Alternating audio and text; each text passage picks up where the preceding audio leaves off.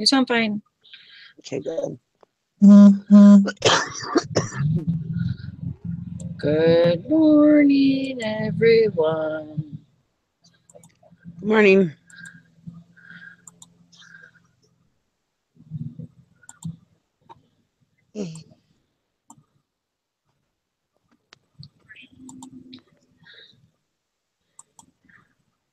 I hope everybody's doing good. It's Wednesday, Humpty Hump Day. I didn't know what else to name this one. I'm running out of names. Silver Hair Stackers first. He says, "Good morning, legendary lords and ladies of listing." That's awesome. I should just start changing it to whatever Todd says. There you go. Are you doing your show tonight, Nikki? I'm hoping so, yes. I'm going to try. It depends on what goes on. What time are you supposed to do it? I'm 7, I think. Okay. I'm terrible I at might be this. able to watch a little bit of it. Why? What time you go to work? 11. But I'm usually sleeping at that time. But maybe I can adjust. I'm hoping. You got all your stuff ready?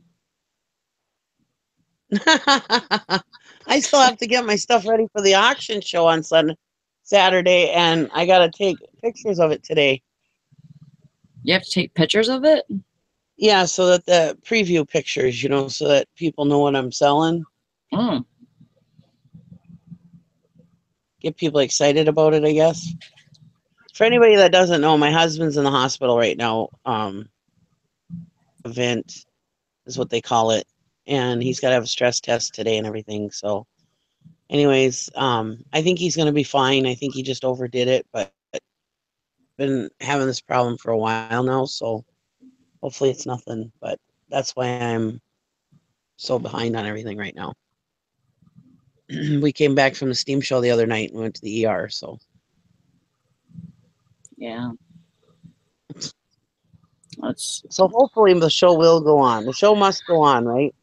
Yeah, I mean, well, depending on what happens, yeah.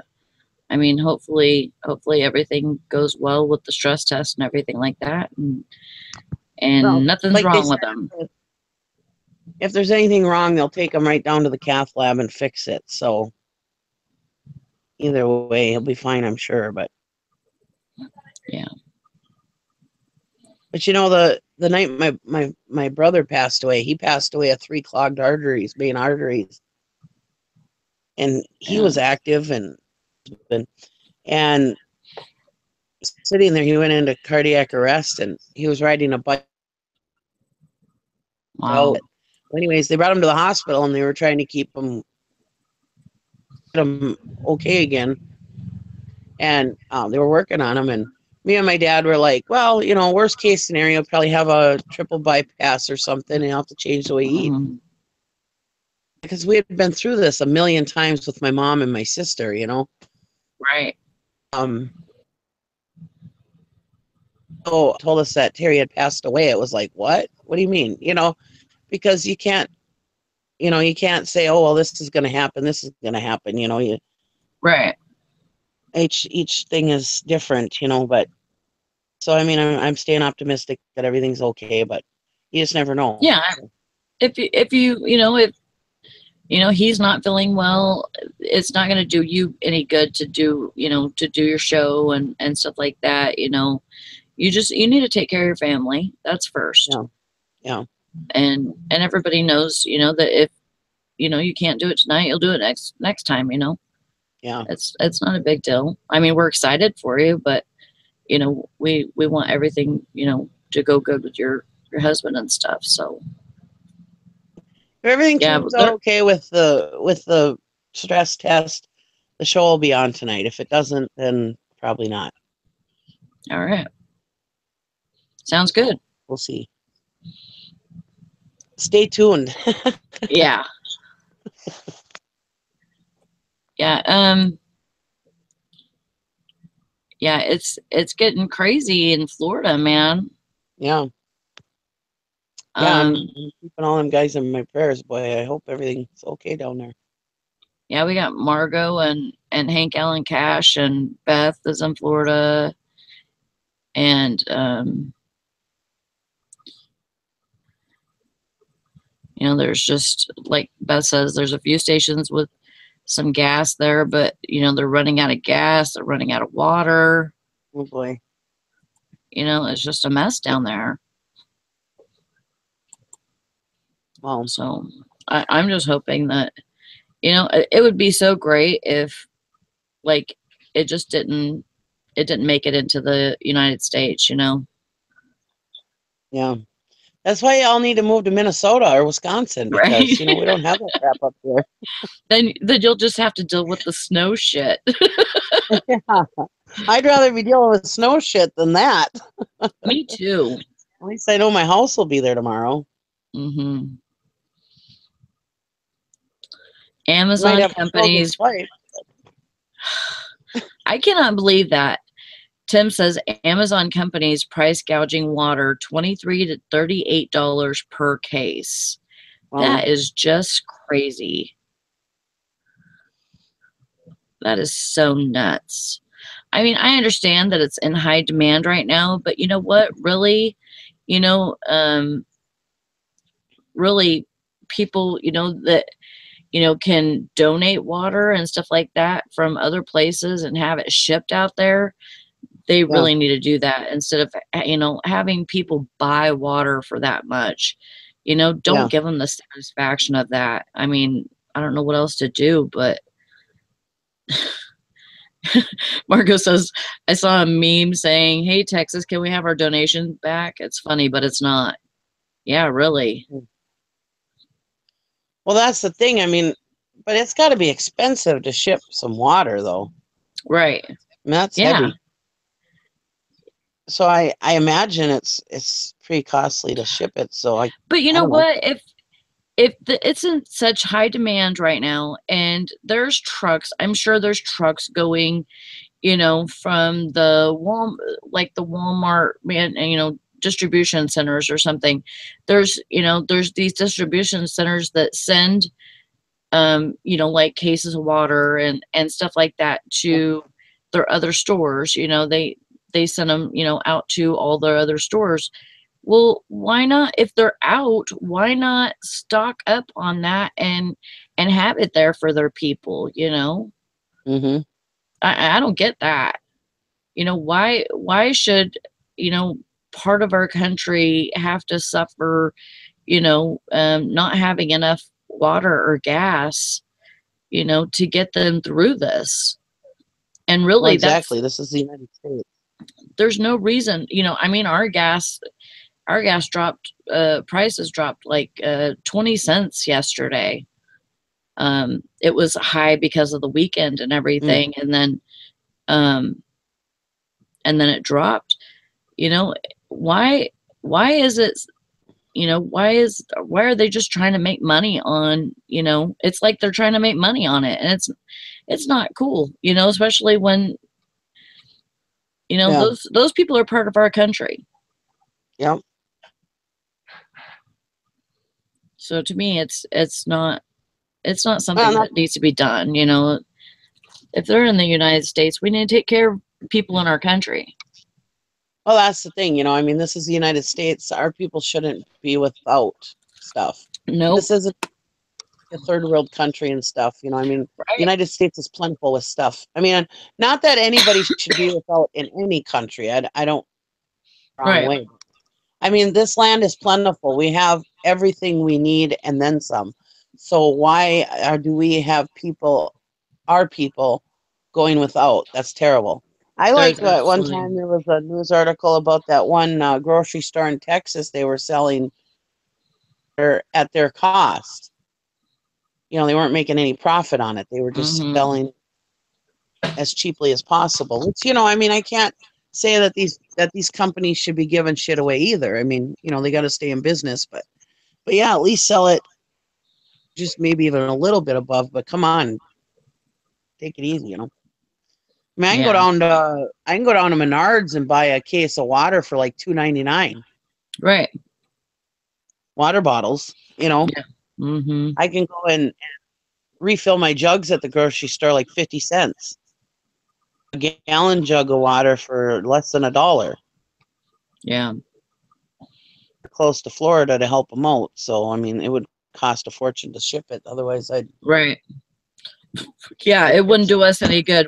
We'd be, hurting too because of trying to send stuff like that. But see, that's just what I'm not getting. Like, if they are having trucks, come in with, with their weekly deliveries, why not stock up on that kind of stuff instead of, cake mixes and shit, just, you know what I mean? I'm just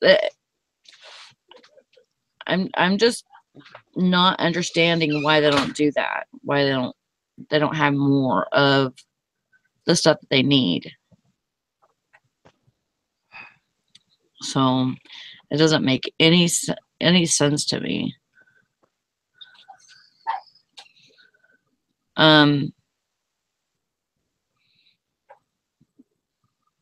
Yeah. Well, anybody in line of Irma, stay safe and get out before the crowds come. Before Yeah. you can't get out. Right. Are they evacuating where you guys are at, Margot? Oh, she says that they might cancel school tomorrow. Tomorrow on, we find out today. Oh.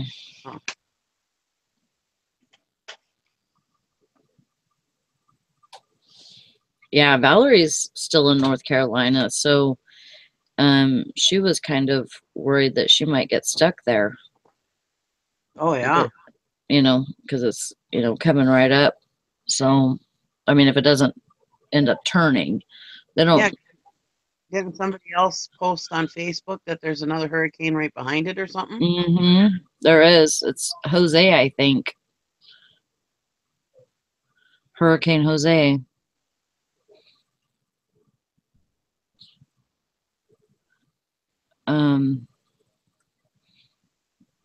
Yeah, I mean, it's just pure craziness, and we really hope everybody takes care of themselves and their families. I mean, Yeah. I wish I could do. I wish you can come stay with me. I don't have a couch to sleep on, but I have a garage. I'll put you up. I don't know how you're gonna get here, but and it's a long way to drive, but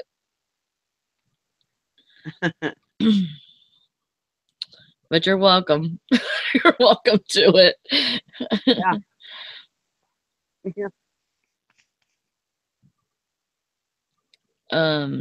Yeah. Hank says, where I am, no evacuation plans currently. We're inundated because a lot of traveled up here to get to safety. So we just need to bring in triple amounts so there's enough for everybody to be in safely. Yeah.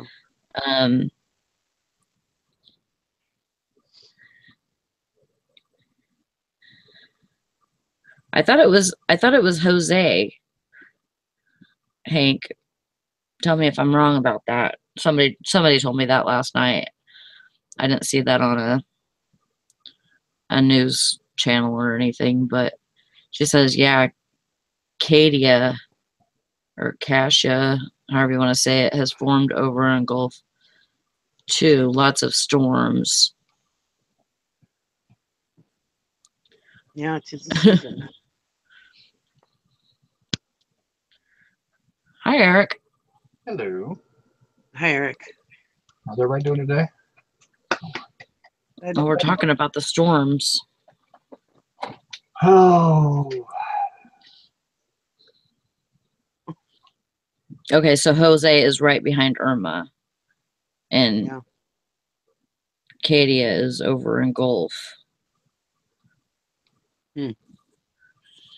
So yeah, I mean, Eric, tell me if this is just not nuts. I mean, why can't they, like, if they have, say Walmart, and then they have all these grocery stores, right? That have trucks that bring food to them, like food and stuff. They bring like a weekly shipment every week. Why can't they stock up more on, like, why can't they order more water and more, stuff that they, people are gonna sell out of? Well, the Then manufacturers probably haven't manufactured it. I mean, It's you gotta not figure we just have to, a. when you talk about a replenishment system, it's very hard to, because you never know when a hurricane is going to show up. You don't yeah, know when a natural disaster is going to happen. So it's not like a store has the holding power to hold all of this type of stuff. And that's why they tell you to prepare for storm season so that you're not rushing out the last second to buy all this stuff. yeah. Yeah. The problem is people are idiots and don't prepare properly. Well, I understand that, but it's, if people need water or something, and they How much water do you have in your house right now that's not tied, that's separate from your faucet or anything? How much water do you have stored? me none. Okay, how much food do you have stored? If you couldn't get to the grocery store for how long, how long could you last with the food you have in your refrigerator? A Or week. you have in your house? I mean, let me put it in your house. Well, a month if I had to. I could last about 6 months. I don't have enough water for 6 months. I have enough water to last. If I had to guess, I probably got enough water to last about a month. It's just called being prepared. I mean, it's not being a prepper and saying anything, but it's just being prepared. I mean, I think about, if something happens to the water pipes or something like that, how can I get water? I keep like 15 gallons pretty much here. Now, 15 gallons a month for 3 people would be a little tight, but I also have access to fresh water that's really close. Yeah. If I could go out and I can get the water, I can boil it and purify it and all that type of stuff. But then again, you have to think about, heat. What do you do if you lose your source of heat? I'm on gas heat, so what's your alternatives? Yep. I have kerosene heaters, I have propane heaters, and I even have what they call a what's it called? A chuffer. It's actually an orchard heater. So if I had to get out of my house in the wintertime, I could actually heat. I could heat like a 20-foot area on a bunch of different fuels. Right. Just think about stuff. Like I also have a wood burning stove out in my garage too. We have a propane heater, but yeah. Yeah, but if your propane can't get delivered, what are you gonna do for heat? Maybe you have electric heaters, but if your electric goes off, you're gonna freeze. So if you don't have, you should at least have at least one alternative source of heat. Well, no, that's I'm saying it's just a little propane heater, but it's alternative. Okay, that's your alternative source. Yeah, I've got a little. I mean, as long as it's an indoor one that you can actually have, I've got a little indoor propane heater. I have no idea actually. I don't know if it's an indoor one or not. You'll kill yourself. Like the little buddies, they're actually called Buddy, and the Buddy are indoor rated propane heaters. Yeah. Most propane heaters are not indoor rated. The carbon monoxide will kill you, so you can't do stuff like that. But it's no different. I mean, you deal with severe snow. People on the coast deal with hurricanes. People in the plains deal with tornadoes. Everybody preps for their area, or they should be prepping for the area. And then what happens is you have a big storm like this coming up, and everybody freaks out because they haven't prepped for it. Yeah. I mean, people have storm shutters down in Florida for a reason, because they have storms. If you have a house without storm shutters or the hurricane-proof windows, then you're kind of silly. How many times do you see they run out of plywood every year because people got to go buy plywood because they didn't save the plywood from the last time they bought plywood because it was a pain in the ass because it's big and hard to deal with. Well, you know what? Yeah. Get some shutters on your house. That'll solve most of your issues. I have sympathy for everybody down there, but I have less sympathy when you have 6 or 7 days of warning to make some choices. You know, a tornado is a pop-up storm. You can't really do anything about that. Yeah. Yeah. Nobody expected the hurricane in Texas to be as bad, although they said, you know, it's the same thing with Katrina. They said, you know, hey, get out if you can. Unfortunately, the Houston mayor said, no, you don't have to worry about leaving. Mm-hmm. That's on him. You know, he wasn't, and you know, this is historic. You don't get that much, you don't get that bad of weather often. So I get it. I mean, I understand why they underestimate it, you know, but the I was reading up on the storm this morning. They were saying that the sustained winds were 250 miles an hour, and then it broke the equipment, so they couldn't even get any more readings after that. So I mean, it's Oh a my gosh. nasty storm. Yeah. You know, I feel more for the people in like the Virgin Islands and Puerto Rico who, while they still deal with this stuff, they don't have the basic services, you know, that we have here. I mean, you know, it gets bad down there. People can flee pretty easily. You know, Yeah. Florida, so you just get on the road and drive. I mean, you've got 5 days. You know, it's hard to leave when you live on an island. Right. Yeah. It's like, where do you go? Because the whole thing's gonna get hit.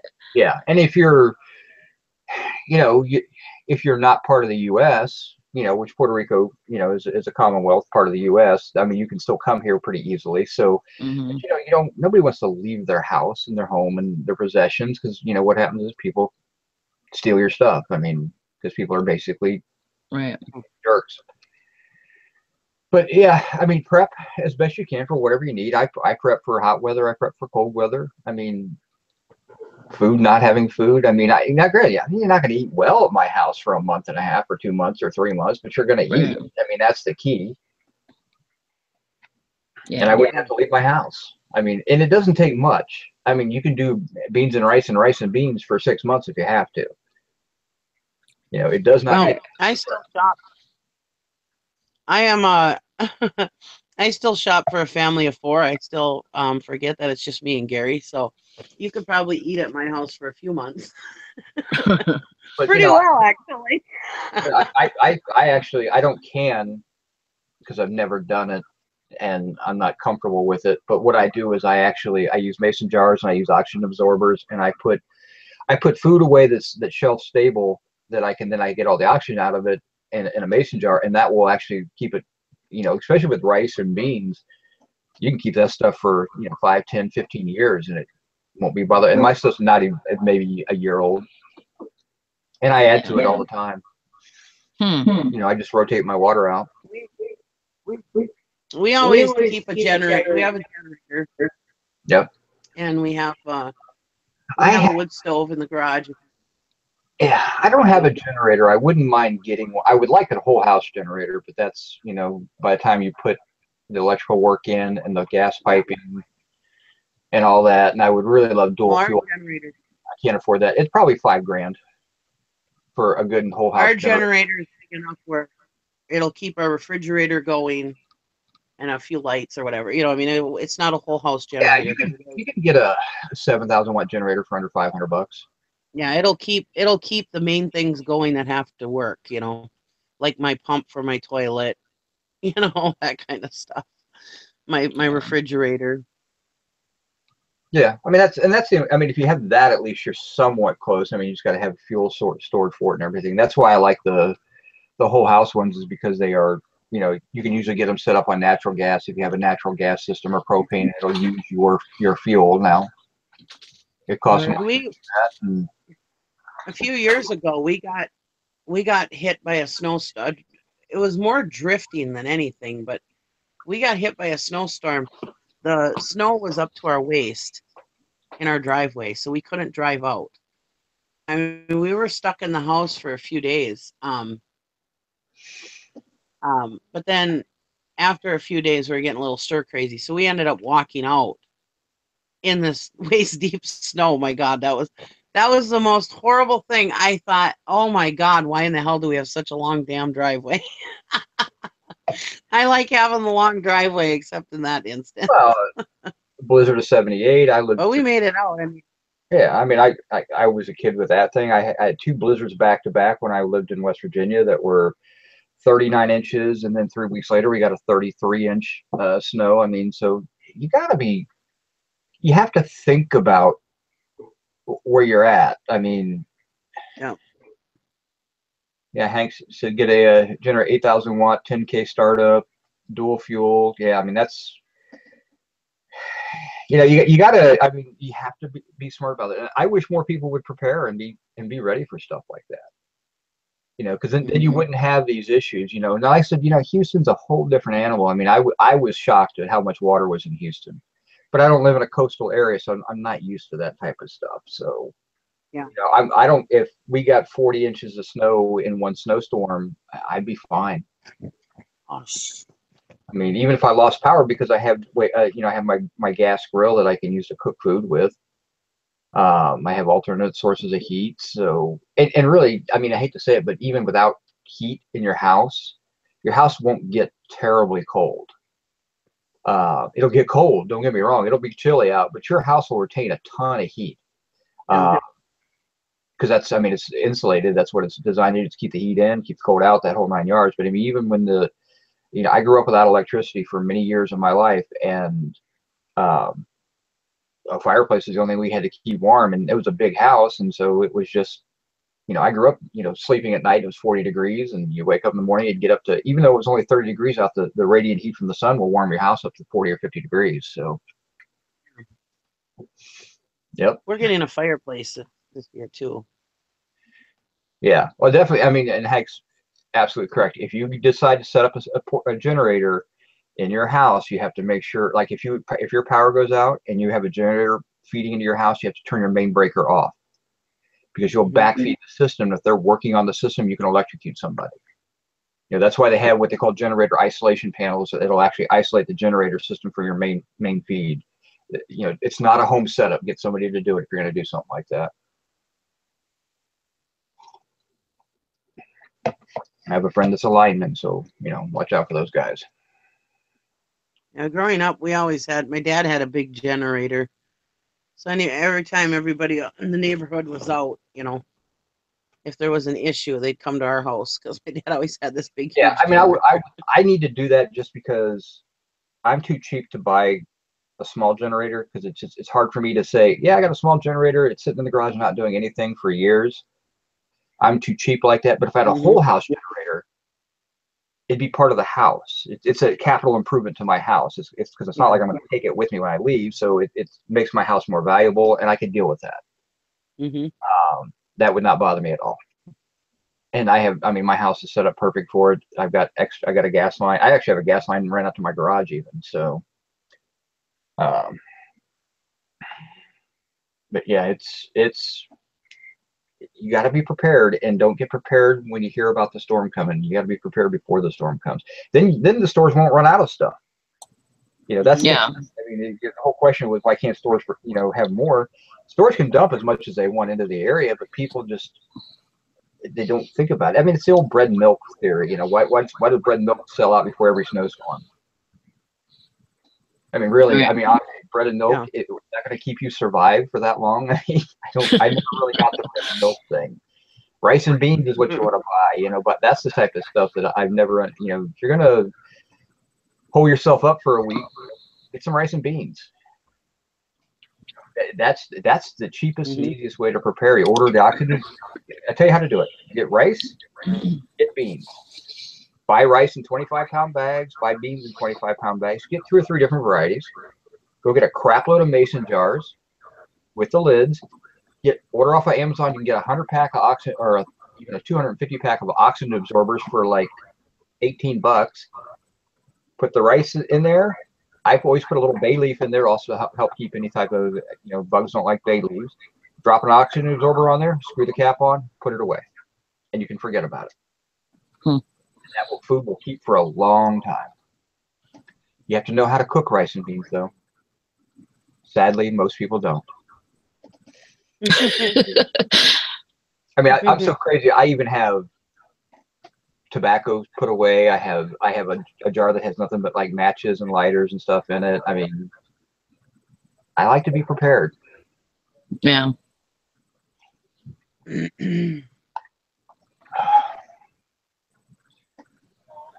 Yeah, toilet paper is nice to have, but it's not an essential.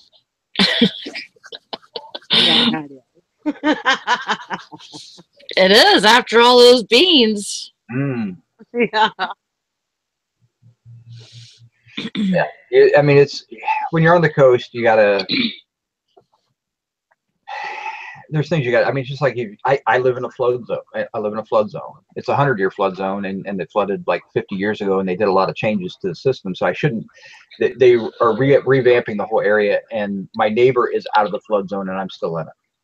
That's how close it is. So I'm not too worried about that. But if it happens, it happens. You know, I deal with it. I don't buy flood insurance though, because that's crazy money. You know, when I was when we were our finances were a little more tight, and we were at the end of payday or whatever, and we didn't have any money. I used to keep more stuff on hand just because of, especially in the wintertime, because when that snowstorm would come, I would never have extra money to stock up, you know. So it was nice to keep stuff on hand if you're on a tighter budget also, because if you don't have money, well, yeah, I mean, how are you going to get this, you know, the Mormons prep, they say that you got to have at least a year's worth of food for your family. You know, that's their rule, and that's, you know, in their tenets of their religion. So, and I have several Mormon members, and I can remember this is my wife's family, my ex-wife's family, her sister-in-law and her brother. You know, I remember they had some really tough times where neither one of them were working, and they were getting just enough to keep the lights on, but they lived off their food storage for like 6 months. They didn't have to go to the grocery store for 6 months. You know, that's the type of stuff you prepare for. You know, it's not just, you know, bad weather or anything like that. It's, you know, you have an economic downturn. I mean, it's no different than stocking up at the grocery store when it's a great sale on something. You know, it's easy to go and buy, you know, 50 pounds of meat when it's on sale, but if you have no way to deal with it, no storage, it doesn't do you any good. You know, whereas I like to buy things that are still good tasting, but, you know, store very well long term. You know, and you can go the Mountain House and the different, you know, long-term storage food companies, which Wise Foods. You can buy that stuff at Costco for God's sakes. That's got like 25-year storage and supposedly tastes really well. I've never actually had it. I've tried to buy some. Had an auction once. I tried to buy it, and it was the guy's entire prep, and it went for insane money because that stuff's very expensive. But it's good stuff, and nothing wrong with having some of that in the house. I'd rather have that than MREs. So I don't want to talk to you right now. Go away. So I mean, you got to think about stuff like that. I mean, if you don't think about it, it's being irresponsible, in my opinion. Yeah, and I feel for everybody that's in that situation, but I still think it's a bit irresponsible to constantly depend on somebody to come and rescue you.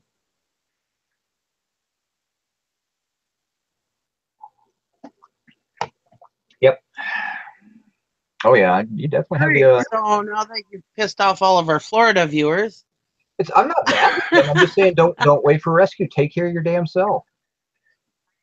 That's all I'm saying. There's no reason. You take care of yourself, take care of your neighbors. I mean, that's what it should be about. I mean, you know, you're right. We're no more than a week away from having a grocery store fully stocked. So you go through a rough week or a rough couple of weeks. You come out of it fine. You wait for the food to come down, and you help your neighbors out.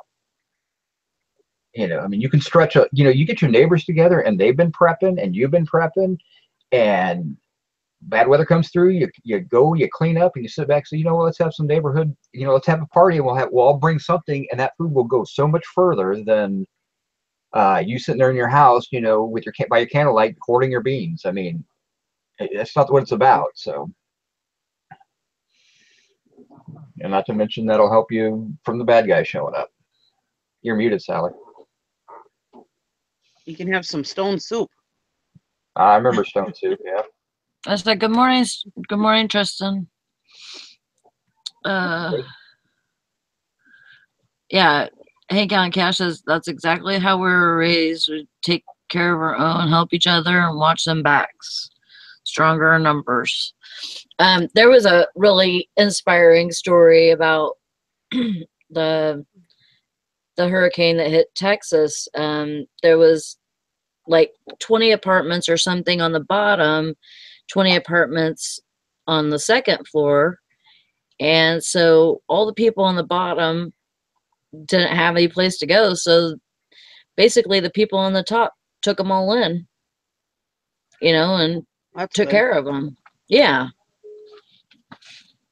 That's what it's supposed to be. I mean, you're supposed to help everybody. I mean, you could sit there and, you know, take care of yourself. That's fine. I mean, I'm never going to fault anybody for taking care of themselves, and that's all they do. But in the grand scheme of things, that's not really, you know, what shows the best light of anybody. Take care of your neighbors, but don't do it at the fault of yourself. I mean, that's, I think too many people get involved with that. I mean, it's, I could really go crazy and go down to the immigration path, and, you know, we take care of our neighbors, but, you know, if we're doing it at the expense of ourselves, then that's a mistake. So, Right. Right. but yeah, I mean, it's, you know, there's too many people get left behind in these situations that can't take care of themselves, and their neighbors should be taking care of them. Yeah. You know, but you know, you build those strong neighborhoods where you live at. You know all your neighbors. You know, and they know you. And then when something bad happens, you all pull together. Right. But yeah, I mean, like I said, it's going to be a mess. It's going to be, you know, hopefully it's not as bad as everybody says it is, but it probably will be. And you know, it affects us. You know, not as far as, you know, my lights stay on and everything, but, you know, my fuel costs go up. If I need to do repairs in my house, my building materials go up. You know, I remember when Katrina came through, the price of copper went through the absolute roof because they had to rewire all those houses. They had to, you know, tons and tons of building materials went down there, and things were just out of control, crazy pricing. You know, you got to be careful with that stuff. And then when Andrew came through, they got a bunch of bad drywall from China. And the companies that brought that stuff in, I mean, that stuff just started molding behind the walls. They ended up tearing out houses of the stuff, and they had a big, huge settlement over the whole deal. But you know, you got to be careful with that type of stuff too. Yeah. And don't blindly give your money to these things, because Yeah, Tim was saying that they're price gouging water for $20 to $30 a case on Amazon. Is it on? I didn't look at it. I mean, Amazon has to deal with supply and demand like anybody else, but I would almost guarantee Amazon. I can't remember, Amazon not a. They don't really. They supply a few things, a greater portion than they used to, but a lot of that's third-party sellers on Amazon. I mean, as we all know, so you got to look at it like that. I mean, that's Perrier. It's $12 for a case of water, so that is a little high considering you could buy it for $4 beforehand. $23 for a 40 count case. So that's 60 cents a piece. That's not price gouging. You know, it's higher than I would like to pay, and I wouldn't pay that much for it. But yeah, instead of buying that, what I would do is I would go to Amazon and I would look for a water filter system and see if I could find myself a little Katydin personal water filter. Whatever you can find. Let's see. There it is. That's a water meter tester. You find something like that. I think it's a dime. Yeah, for $57. Buy that, and it doesn't matter what water you drink, because you got that system. I mean, they've got those. You got the filter bottles that we actually fill the water up, and as you drink it, it actually filters the whole bottle out. So right. Those are like $34. You know, have 3 or 4 of those in your house. You know, spend $120 there, and you never have to buy bottled water again for an emergency.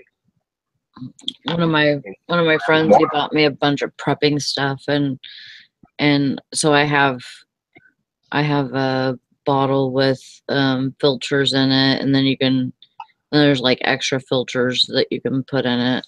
Yep. And so here's a perfect example of one that's it's got 529 reviews, 4.5 stars. It's $54, and it's a pump that you can sit there and pump, and it'll filter the water as you pump it into whatever your container is. That's what I'd buy instead of ordering a couple of cases of water. Because when you're done with it, that thing is this big. It puts it away in the top of your closet, and when you need it next, it'll be there. That's a good idea. I don't do affiliate links, so.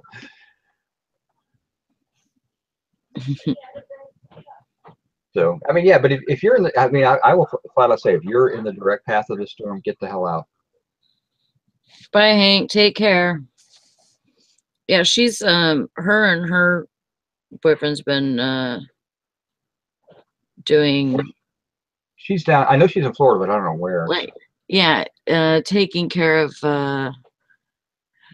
or fixing a house or something, and it's like, you know, away from the area that's supposed to get hit. So if they, you know, if their other place does get hit, then that's where they're going. They've been trying to get that place ready. If you have access to a vehicle, hop in the car, drive somewhere, and spend a week in a hotel. Yeah. Go to the vacation, but drive somewhere where, you know, don't drive to Georgia. You know, right. drive to Ohio, drive someplace where you're not going to really feel effects. I was looking at the models today, and depending on where it lands, we're going to get a little bit of rain to a lot of it of rain, but it's not going to be rain. You know, I mean, we might have a bit of rain. So, Fish and Pickin' is opening up his home to all Florida Amish girls. So. Oh, I thought he was down in the bayous of Louisiana, though. That's not necessarily the best place to go because you never know where the hurricane's going to hit. So.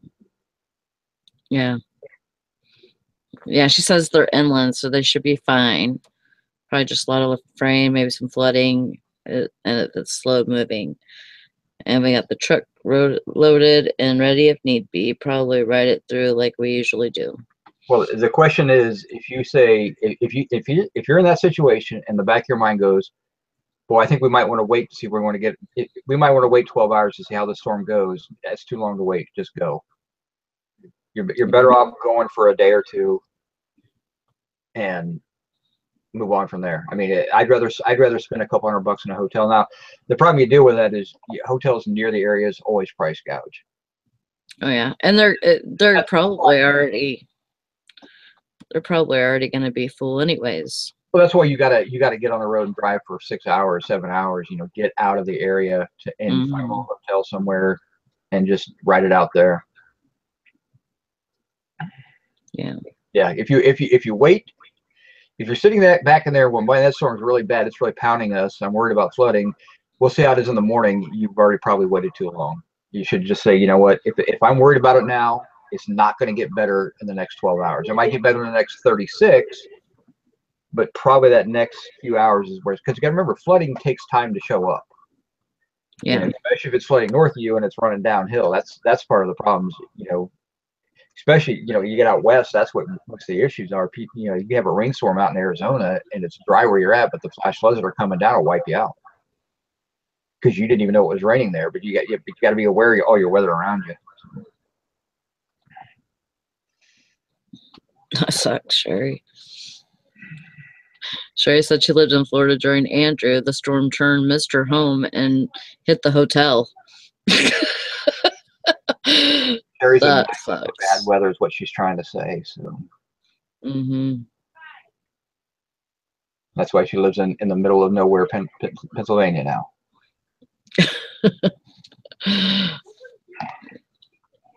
Yeah. I don't know. Whenever I see stuff like that, you know, on the coast, it just it makes me happy to know that all I would have to deal with is, you know, maybe an ice storm or a snowstorm. Now you deal with cold. You deal with stupid cold where you're at. You know, there's cold. We get cold in Ohio. Yeah. You know, there's even times where it's below zero. You get a month where it's below zero. That's stupid cold. Yeah. You know, when I walk outside and it hurts me to breathe, I don't want to be there. You know, that's where you can feel your boogers freezing. Yeah, no, to me that's stupid cold. I'm not going down that road. I mean, I don't mind living in Ohio because we don't get that much cold weather. You know, it's I think the worst there's like a week below zero. The coldest I've ever been is like 22 or 23 below. That ain't nothing. Yeah, exactly. That ain't nothing. No, I'm done with it. I mean, I'm too far north really I'm actually farther north than I'd really like to be. I loved when I lived in Little Rock because it got down to like 25, and that was cold in the wintertime. And the summertime was the same as it kind of was in Ohio, just a little bit more humid. Yeah. And I can deal with that. But yeah. It was a couple of years back, but we had like a week, almost, I think it was almost 2 weeks, where we had, you know, it would fluctuate between like 0 and -45. yeah, You know, and it was insane. when my It was thermometer like, can't read the low temperature anymore, I'm done. yeah. And there was people come to the store. This guy, he says, you know, I used to live in North Dakota and this is nothing, because it was always like -45. Like, that is crazy. That's, you know, when it just hurts to be outside, it's, yeah, it's a little bit too cold. Yeah. Yeah, that was a couple years ago. That's I mean, it was like 25 below without the wind. And it was about a week and a half long. That was pretty cold, but it was bearable. I mean, my daughter went to work. I mean, I Mm-hmm. stayed home and did eBay, so it wasn't that bad. But you know, it's it is what it is. I mean, Yeah. yeah, but it doesn't last very long. Where you guys last months at a time. I mean, Jim and Tara have the same issue. Yeah, it seems like winter is approximately like 8 to 10 months. Like one year, I know that it didn't even the snow didn't even melt until the end of May. So we only had June, July, August, September. That's only 4 months. That's Yeah. 4 months without snow. It seemed like this year's been a little. Summer didn't last very long. Oh no, we didn't even get a summer here. But I'm okay with Really that. I mean, it did. wasn't terribly hot this year, which is always good. Right. Had a couple. I mean, it was always in the upper 80s, and only had a few days over 90 this year, which is kind of rare. But Yeah. we'll have it be in for a cold winter. So, I mean, we didn't get much snow last year either. So We got plenty of snow last year, but it didn't get as cold as it usually does. So I think this year is going to be a lot of snow mixed with a lot of cold. I don't mind the snow. I got a big 4-wheel drive truck. I don't care. So Yeah. I can drive in the snow, unlike most people who live south. Yeah. I drive fine in the snow too. I don't know about now. Since I don't have a vehicle right now, but You need to acquire that vehicle before wintertime gets. So. Oh yeah, I'll have something. Are you any further down that road to getting that? Yeah, I mean, I'm saving, but it's just hard, you know, mixed with other expenses and stuff. It's like you know, nothing can get pushed aside. So Time to break into that piggy bank.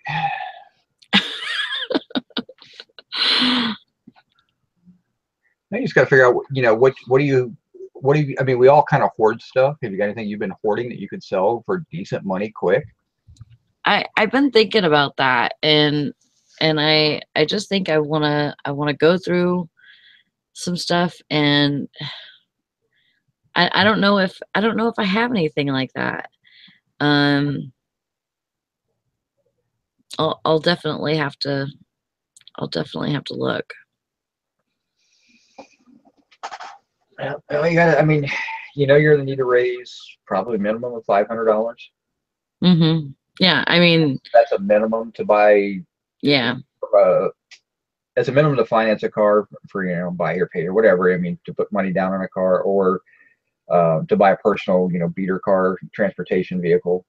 You know, anything less than that, you have to worry about what else you got to get done to it. I mean, you get the occasional deal. Do you guys have any of the donation auctions up where you're at, like the Goodwill auctions or anything like that? I don't think so. I don't know. Yeah, if I had $300, I can go buy a car at these auctions. You know, you don't know what you're getting. All you get is it runs and it moves. You know, that's right. That's the information you get. But I bought my daughter, when we first moved back here. My daughter she had a truck, they got like 15 miles a gallon. So I went out to the Goodwill auction. I paid $250 for a little Honda. Had to put a couple of parts on it, but spent like $60 in parts. But she drove that car for a year and a half. Yeah. So I mean, you gotta.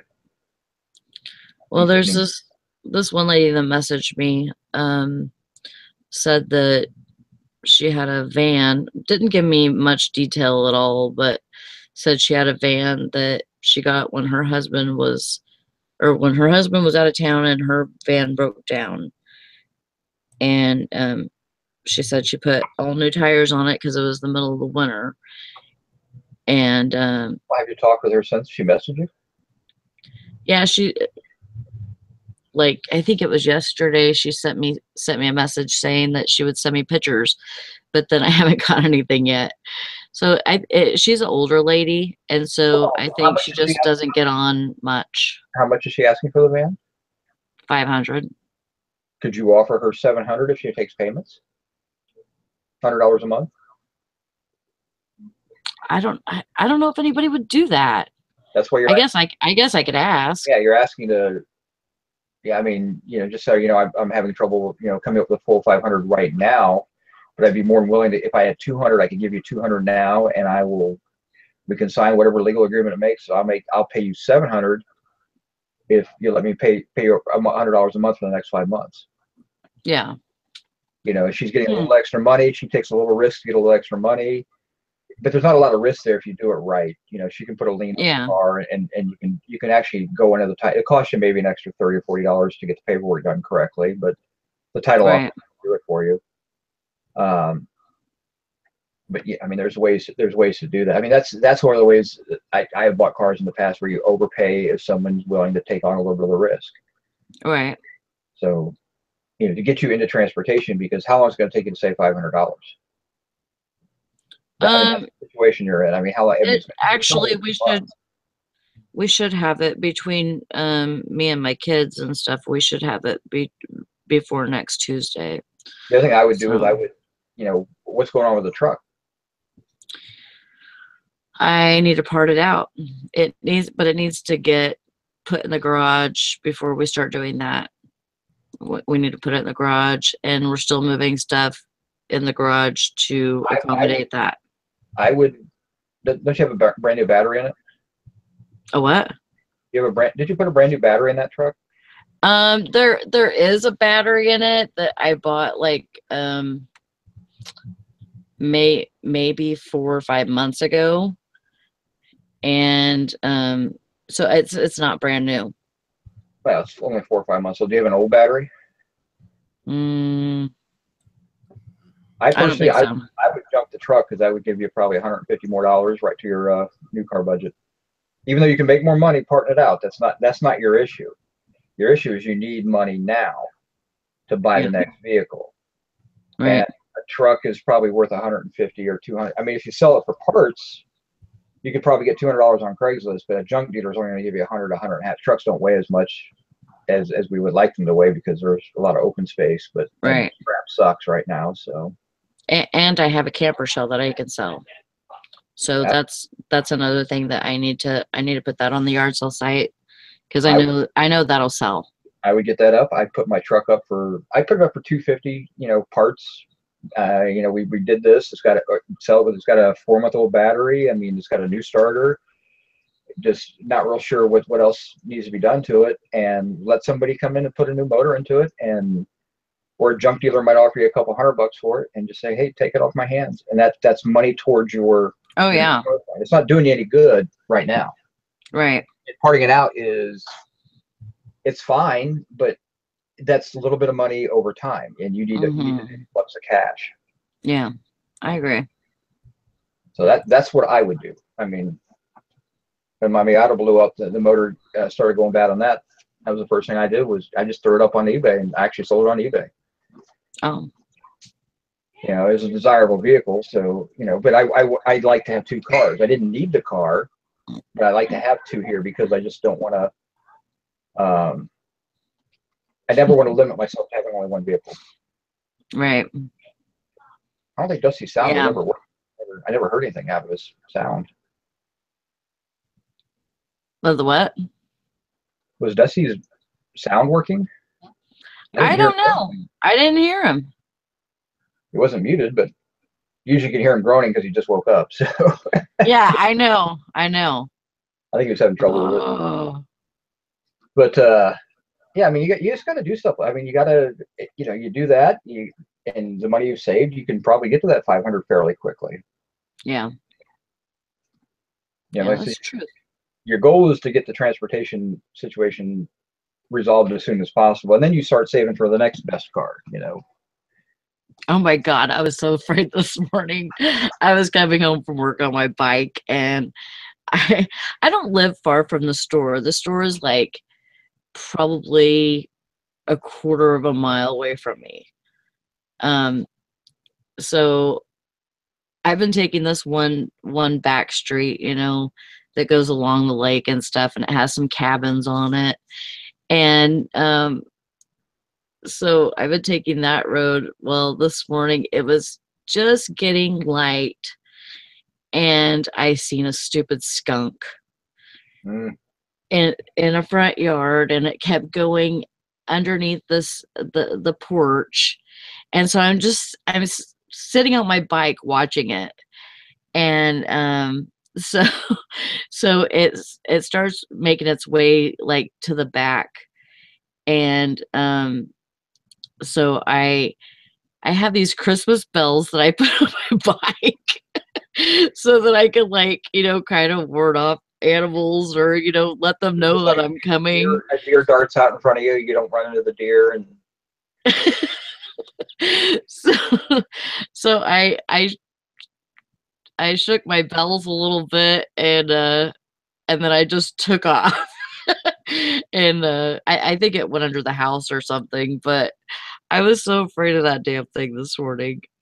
most Like, skunks. I no. mean, skunks are a pretty cool animal. They only spray if they're frightened or if they're attacked. I mean, you know, they are a pungent animal though. So Yeah, they are.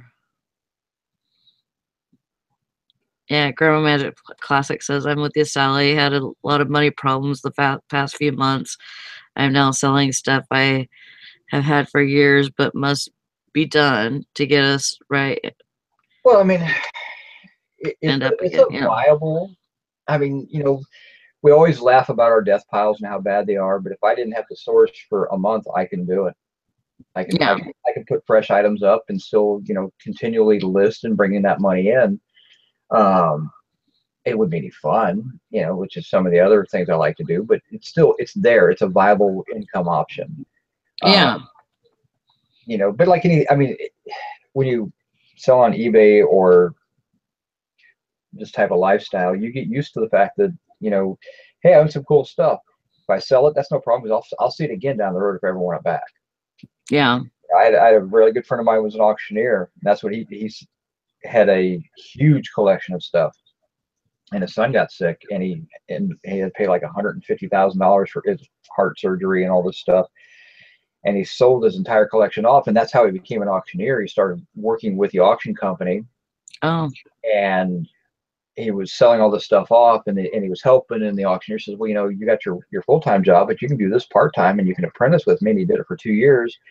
And he said, after doing that and then becoming an auctioneer and running my own auction house, he realized, you know what, everything I've ever owned, I see again. So things I thought were super rare or that I'll never see again, I see that all the time. I get to make that realization that, you know what, nothing's really that special because I'll see it again if I want it. And if I want to buy it, I'll pick it up. And a lot of yeah. times I'll buy it, I'll have it for a month or two, and I own it. I don't really need it that much, and I'll turn around and I'll sell it again. All right. So I mean, it's a mindset you have to get into. I mean, I don't collect anything anymore. I really think about collecting stuff, but I just don't. Yeah. Well, there's a couple of things that I can think of that, I need to put up just because I know it'll sell for more money, but I mean, I don't have a whole lot that, I could sell for a good amount just by itself. Well, I mean, but you don't have to sell a lot. You just got to sell, you have to pick those are the things you pick and you sell and say, okay, that money is going into the car fund. Or, Dave Ramsey says it best. I mean, you got to have $1,000 in the bank at any time for your emergency fund. If you got $1,000 sitting in the bank at any time, you can solve most problems. Not all problems, but you can solve most. Yeah. I mean, if your car blows up, you can either get it repaired or you can get another vehicle. The problem is putting $1,000 in the bank. Well, that's the biggest problem of all. Well, that's where you go back to the old, the Dave Ramsey beans and rice and beans mindset is you sell everything off you have that you don't need. You eat super, super cheap. You don't eat out. You don't buy anything extra. You buy just the essentials, and you're putting that money away for that, so you can live your life eventually like you want to live your life, and so you struggle now and live better later. Right. That's the thing that most. I mean, it's if you struggle a little bit now, it's a whole lot easier down the road. It's the same thing with credit. You don't use a lot of credit because credit is bad. I mean, you're borrowing things, you're borrowing cash, and you're paying back more than you borrow. And especially if you're using credit to buy groceries or stuff like that. Right. My dad lives a different type of lifestyle than I do. Obviously, he's got a lot more money and has a much very high paying job. But he lives off of his American Express card, and he pays the bill every month. So he doesn't. It's not like he's paying interest on it, but he does it because he gets airline miles for free. But he pays. Nothing gets paid unless it's paid with the American Express. I'm talking groceries, gas. His mortgage is paid with that. I mean, taxes are paid with it, the whole 9 yards. And then he pays the bill. He has the money. He just pays the bill at the end of the month, and he never accrues any interest. But he gets all these. So he flies everywhere. He probably takes 7 or 8 flying trips every year, and he doesn't pay a thing for first class tickets because he racks up the mileage like crazy. Wow. I don't feel very amazing, Shirley. I don't know where that came from, but it's just doing what you have to do. Well, I mean, you suffer a little bit because of what you have to sell, because you're not going out and sourcing really great items. You're selling basically people's what they thought they couldn't sell in the first place. Right. So you have value coming in there, saying you're not paying anything for just your time, but so it hurts you that you're not getting home runs like a lot of people get. But you're going to have to just start to budget and really crimp that budget down. Mm-hmm. You got a lot of kids living with you. Are they paying rent? They should be. Oh yeah. Oh yeah. And they have jobs. They need to be contributing, and they should be paying rent and whatever rent. However you decide that. My daughter pays me rent. Yeah. She doesn't. I don't need it, but I need it from her to get that responsibility into her. Right. Right. Yeah. My kids help me. So I mean, that's the type of stuff you got to do. I mean, you'll get there, but I would get rid of the truck and I would sell whatever I can get to get. Well, that's the thing. Like, I could. Next Tuesday, that's when my oldest son gets paid, and he should be able to help me get the rest of the 500. So we should be able to do it. No, I see. You might be able to sell the truck and the cat between now and then as well. Right. And then you guys kind of go from there. Get yourself something that's decently reliable. Doesn't have to look good; just has to run good. Yeah, and once we get the one vehicle, I'm planning on getting a second. So yeah, you work towards a second vehicle at that point. Now your expenses go up because now you have insurance and all that type of stuff. But you still work towards putting that money away to get that second vehicle, so that something happens to one, you're never in that situation. Especially when you have, there's you, your husband, your kids are there. I mean, you have enough people that 2 cars you can justify. Yeah, right. It's hard for me to justify 2 cars because I'm by myself. There's no other drivers that drive my cars, but that's a paranoia of mine. I've been without transportation once in my life, and I'm never going to do that again. Yeah. I rode the bus like 3 days and decided that I didn't need some stuff and sold it and went out and bought another vehicle. So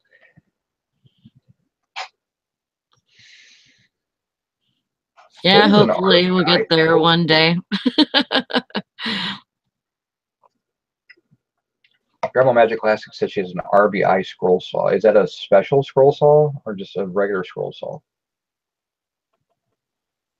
I don't know. I'm curious. I mean, I've had scroll saws in the past. Not that I ever really did anything with them, but I've had them. Hi, Dontara. Hey, how's it going, Sally? I'm good. Yeah, I heard you talking about getting another car, and Jim's theory is redundancy is good, because when one's broke down, he goes down the line to the next one. Yeah, but Jim also has like 35 redundant vehicles. See, well, 17 snowmobiles and 35 motorcycles. I mean, he's got a little bit of the over redundancy there. he never has to use his feet to go anywhere. Hey, when she's telling me, oh yeah, we got too many lawnmowers, all these lawnmowers that are in the way. It's like too big a master bedroom or too many bathrooms in a house. It don't happen. You can't have too many running, riding lawnmowers, I'm telling you, because they break down as fast as you can keep them fixed. So, I don't care if they're brand new lawnmowers break. So anyway, but Sally, one thing I was gonna say, are you getting a van? Yeah, I'm going to try and get a van. Okay, now here's the Jim theory. Now you got that van, make that van pay its way. Take that van to an auction. You don't have to dump a huge amount of cash. You can budget yourself at $50, but go there, buy some box lots and stuff like that of interesting stuff that'll sell, and you'll pay for that van. You make that van earn its money. You can do it. Right. Our vans pay for themselves the second auction they go to. Awesome. And worst case scenario, you throw a mattress in the back and make that man earn some money the hard way. So, you know. Oh, stop it. Not the jamming wagon. I am not doing that. That's why Jim has lots of extra vehicles, so he doesn't have to worry about doing that ever again. I'm never doing that again for $2. Oh my God. Yeah, I was actually looking. I was looking into that auction company that that you guys usually go through, the auction zip. Auction zip? No. Another different, the treasures one. Oh, storage treasures. Oh, yeah. Storage. Yeah, and so I was looking at that one, and there was like 6 auctions that were going on. Well, and there were like the, storage auctions. Anyways, they were just junk. It just looked like junk to me. Well, you got to remember though,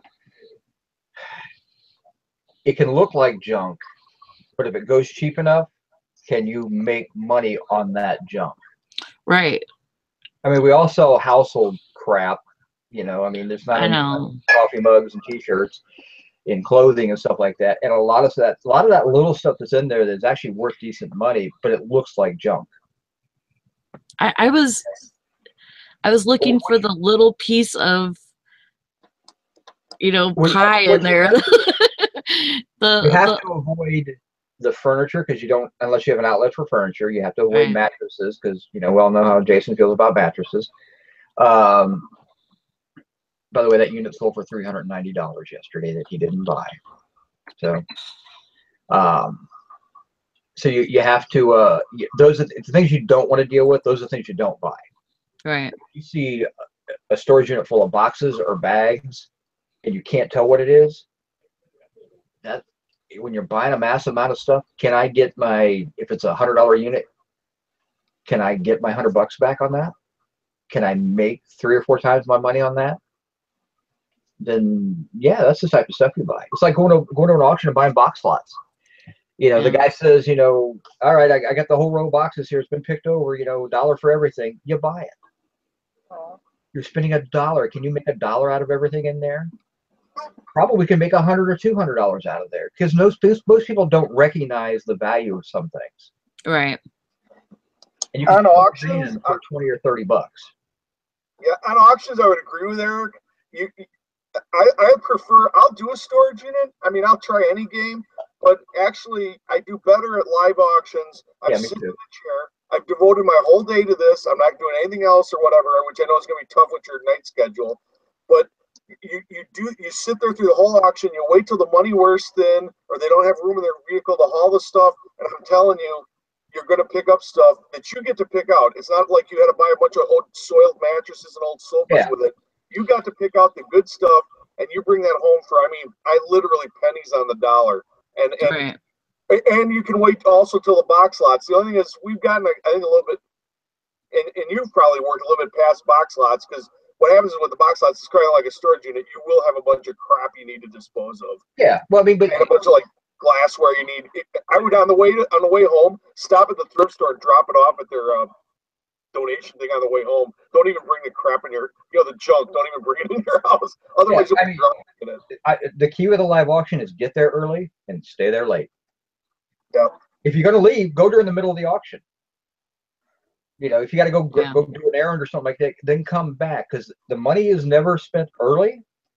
And at the end of the auction, they're out of money and they're making deals. They're selling table lots for $5 because they just want it gone. That's the type of stuff you got to, look at. Yeah. And as the auction goes on, I didn't hear you, Nikki.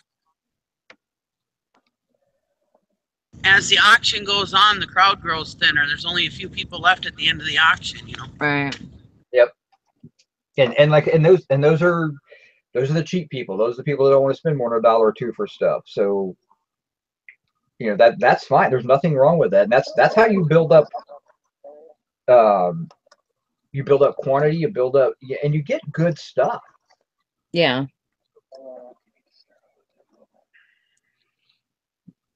And don't ever underestimate don't ever overestimate the items either, because there's been lots of times where I was like, yeah, I'm not going to get anything out of this auction. There's going to be a lot of heavy hitters there.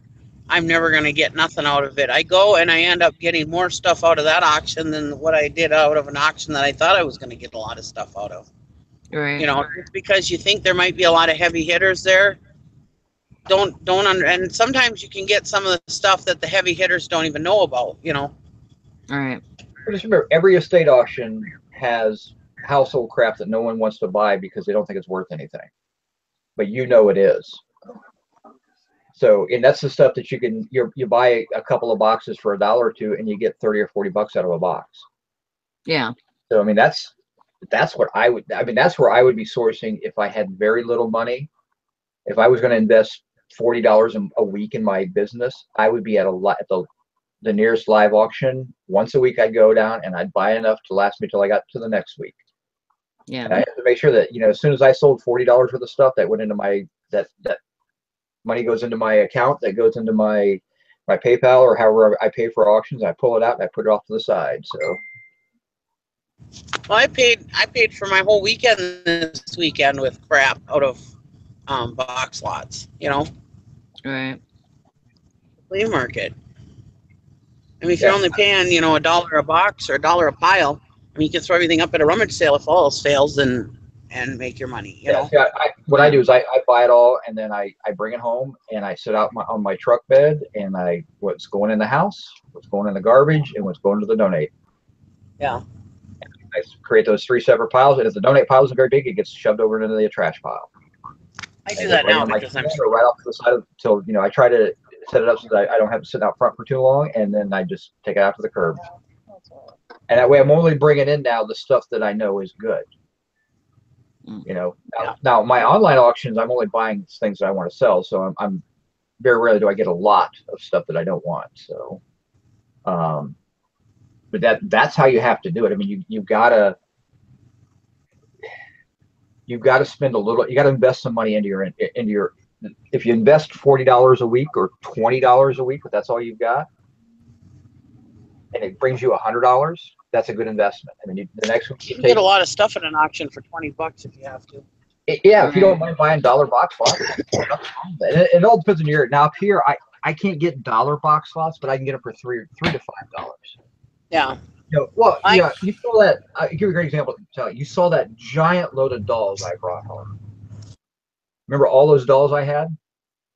I had $40 invested in probably 90 dolls. And if they sell for $10 a piece, they're worth how much? And one doll in there was worth $80. Yeah. So, one doll pays for the entire load, and did pay, and that whole load's paid for. And I never even listed most of them. I selectively went through, and I still have them sitting in a box. It's just a matter of I got tired of dealing with dolls because I had so many of them. Yeah. But that's the type of thinking, and it was literally, I was sitting at the auction, and it was a table lot of dolls. It was probably 40 feet of dolls. And she would grab a box, and they'd start every lot at $3. If it didn't sell at $3, she'd throw another box with it, and I'd get like 5 boxes of dolls for $3. So if I only had $20, I could have walked out of there with probably 15, 18 boxes of dolls with 3 or 4 dolls in each box. Yeah. That's what we're talking about when you talk about box lots at auction. It's not all junk. I mean, there's a lot of times when especially go to an auction with a lot of the same stuff, those are the ones that you can pick up quantity for cheap because everybody's waiting for that one special box. Yeah. So I like the dirty boxes. I like the boxes that look like they came out of Warzone that are all dirty and nasty because nobody wants those. And you get them for $1. You go home, you clean the shit, and you sell it for whatever, Yeah.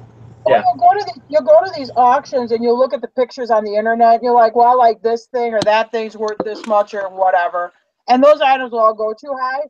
And then you'll find some other box lot that just slips through the crack. And I'll give you an example. Is I went to an auction. I don't think I got any of the stuff I really looked at in the pictures, but I did buy a big box of scuba equipment for cheap. And I think I've sold $500 worth of that equipment.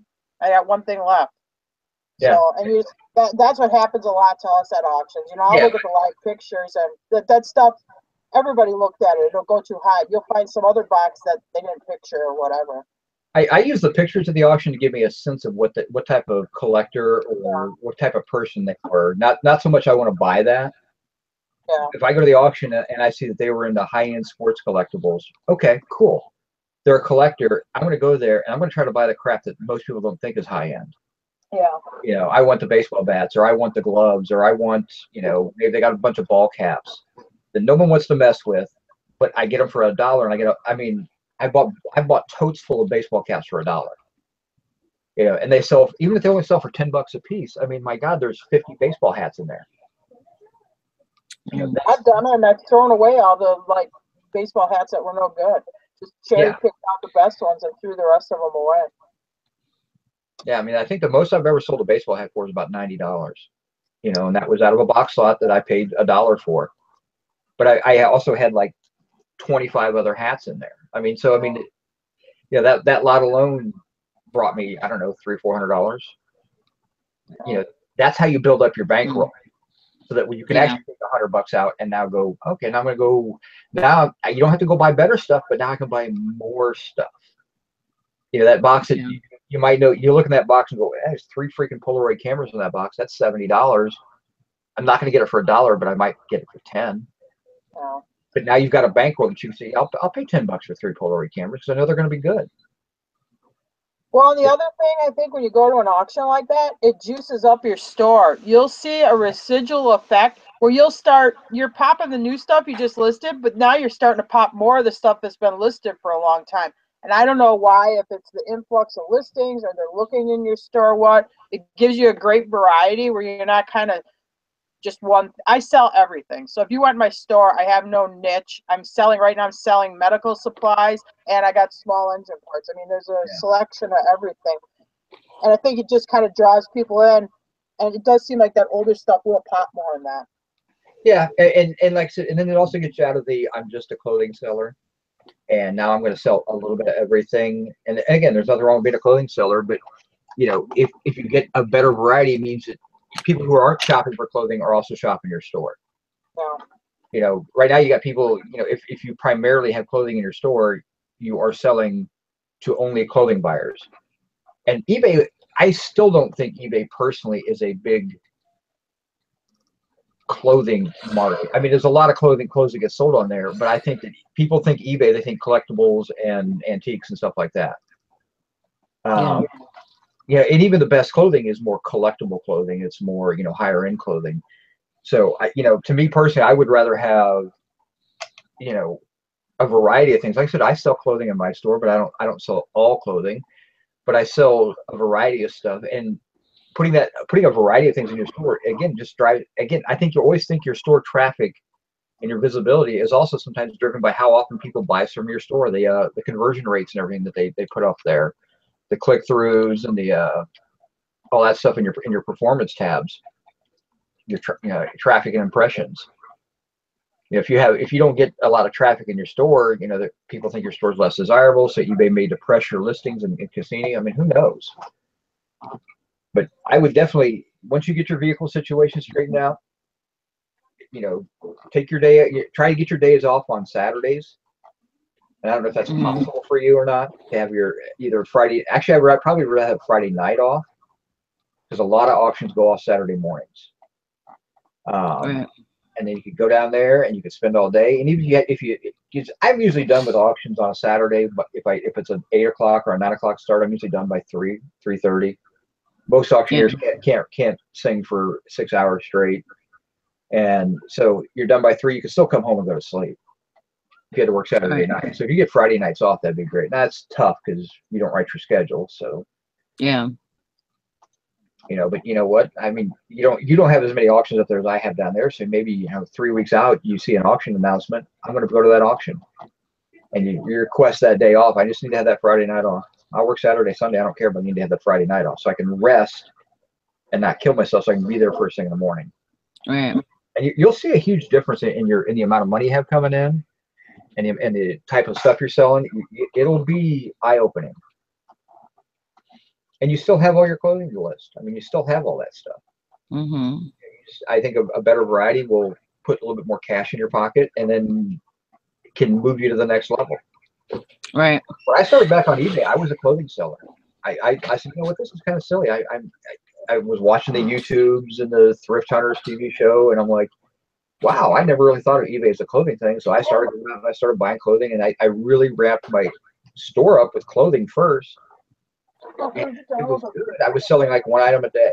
So I was getting like 30 items a day, and I'm like, you know what, I really don't mind listing clothing, but I really like the other stuff. So I started buying again. As I divested myself of everything, as I started buying and building up and listing different things, I was getting really good money for stuff. I'm like, yeah, this is a viable option for me. So stopped working what I was doing and started doing eBay full time again. Oh my gosh, fishing and picking. You gotta stop asking about those stupid pictures. Unless you want to buy some. Is that what you want? Do you want to buy some? I'll sell them to you cheap. I'll sell you the whole load cheap. Because it's free. It's sitting there. It's not doing anything right now. I gotta go take a potty break. Be right back. No, you don't. Yes, I do. I have to go pee. Don't mess with the woman in her 40s that's had kids. I'm sorry. You're wearing a diaper. You're hosting the show. You can't leave. Oh boy. What?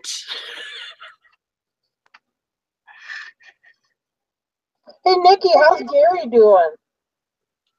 He's gonna have a stress test today, so we'll see after that. He's gonna love that, I imagine. Jim did one. Jim last year thought he was having heart problems, so he did a stress test, but I think it was just anxiety. Because they all looked at him, they're like, what are you doing here? Anyway. How bad was it, Jim?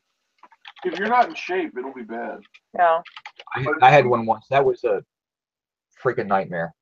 We bust ass every day. I mean, we're moving, you know, inventory or hay bales or, you know, I mean, we're doing physical stuff every day. So for me, they're like, okay, we're going to lift the ramp. I'm like, okay, so what? I'm not even breaking a sweat. That's what the lady asked me. She's got me, you know, when they pin you down and they do take your readings right away.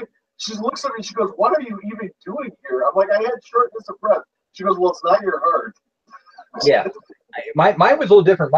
I went to the doctor because I had a little pain in my chest. It was just kind of a weird little, I was like, man, I better get this checked out. So I go to the doctor, and he's got this new physician's assistant, I guess is what you would call her. And so she hooks me up, and they say, you know, it looks like you've had a cardiac event. I'm like, okay, is that hard? I'm 30, 31, 32 years old at the time. Huh. Like, that's weird. I've never felt any pain or anything. She said, well, sometimes these are silent, you know. You just never know. So I'm going to send you for a stress test. I'm like, well, I'm not in the greatest of shape. I mean, I'm a fat bastard. I can see I could have had something. So I'm like, all right. I said, well, how does that work? Like, well, they put you on a treadmill. I said, well, I have a bad knee. I heard I have a torn meniscus in my knee. I said, I don't know if I can run on a stress test. I said, well, I'll wear it as a chemical where they actually just use a chemical and get your heart rate to raise. So I'm like, okay, whatever. I'm like, all right. So I go to the hospital, and so I'm waiting for this thing, and they come out, and they get you all monitored up and everything, and they go, okay, when I come over the treadmill, I was like, I'm not supposed to be on the treadmill. I'm going to do it chemically. So, well, we got to try to do it on the treadmill first. I'm like, all right, I'll give it a shot. I mean, I don't know. She said, yeah, we just got to get your heart rate up. Now, I have an abnormally low heart rate. My resting heart rate is 48 to 49 beats per minute. Oh. I have a Fitbit to prove it. And it's always been that way. And so I'm like, okay, so what do we got to do? So we'll get your heart rate up. We'll get some dye in you, and then we take you over to the machine, and we do the whatever they call it, where they take pictures of your heart after it's been racing and dyed up and everything. I'm like, all right. So they get me on this thing, and I start walking, and I'm like, okay, I'm feeling good. Then they start the incline. The thing starts to go up, says we need to get your heart rate up. I'm like, all right, whatever. So I'm sitting there, and I am flat out running as fast as I possibly can, to the point where I'm almost falling on this treadmill. There's somebody behind me kind of pushing on my back. And there's this cardiologist. He's sitting there just staring at this freaking monitor. Not saying a word to me, just staring. And all of a sudden he goes, now. And I see a guy walk up, and he's got this syringe, but it's not your normal syringe. It's a lead syringe. Yeah. And he's like, and I'm looking at him like, what the? He's like, why is that a lead syringe? He's like, well, it's radioactive. I'm like, okay, nobody told me about that. I said, so what? Is it dangerous? He's like, and they're like, no, it's not dangerous. I said, well, okay, why isn't it a lead freaking syringe? He's like, oh, we're around it all the time. I'm like, well, okay, now it's in my body. So, so I'm running, okay, stop running. And then they drag me over to the machine. Now I've been running flat out. I am drenched in sweat. They lay me into this machine and say, don't move. So I'm like over here, and I'm hacking up phlegm. And they're like, you can't cough. I'm like, what the hell am I supposed to do? I wasn't allowed to drink any water. Like, just clear your throat. So I'm laying in this giant machine with it's the size of a room, this huge thing going over top of me. I'm like this, going, I'm like, if I didn't have a cardiac event, I'm going to have one freaking right now. So I do all that crap. I go back to the cardiologist a week later. He goes, oh, you're fine. I'm like, okay, why did I have to do that? He's like, well, I think the nurse just misread your results when she did the initial test on you. I'm like, are you kidding me? I went through all that crap because you have a new PA that doesn't understand how to read a simple cardiogram. Yeah. So I will never do a stress test again. That sounds like a hell of a thing. I'll give you that. Yeah. So that's what I said. Yeah, I wouldn't mind doing a chemical one, but I mean, I don't need to do that. My heart's fine. Yeah. If I dropped it tomorrow, I dropped it tomorrow. I'm not worried about crap like that. But yeah, I'm just like, that was the worst experience I've ever had. And then just that total, I'm busting my ass on this thing. I think my heart rate only got up to like 130, and they wanted to be at 170. I'm like, dude, it's not going to get there. I said, when I go to the gym and work out, and I am flat out busting my ass on a bike or something like that, where I've got it cranked all the way up and I'm pumping it, I can get it up to maybe 145. Yeah. I've never been able to get it very high. Well, we went in the other night, and they gave him the echocardiogram, and they didn't see anything on there. So that's why I say I'm sure he's going to be fine, but because they have this number range of risk factors, And the risk factors that he has like a 20% chance, or people that are in that range of risk factors, 20% of them end up having a cardiac event within 6 weeks. Oh. So that's why they kept him in the hospital. Oh. And so then they're gonna give him the chemical stress test. He's had a stress test before, the running one, but because of his asthma and everything, they want to do the chemical one. And also, they said that now they prefer to do the chemical one because it's more accurate. Yeah. Well, I got that defibrillator, Nikki. You want me to send it to you so you can shock them? Yeah, there we go. I'll keep your heart going. Have it on. Just strap it on and wear it all. Dr. Nikki, one time we were watching this TV show, and you know how they punch the chest and the person gasps for breath, and right, dramatic. I always said I want to be that person to just pound on the chest, you know. Just remember, as I told Gary, I said, I can take you home. I've watched enough Grey's Anatomy. I know how to pound on the chest. the heart stops. You know what I've heard? You know what I've heard is that on a I'm person sorry. stopped. Hang on. If you're doing CPR on a person's heart stopped, it is not going to restart the heart. It takes an electric shock to restart the heart.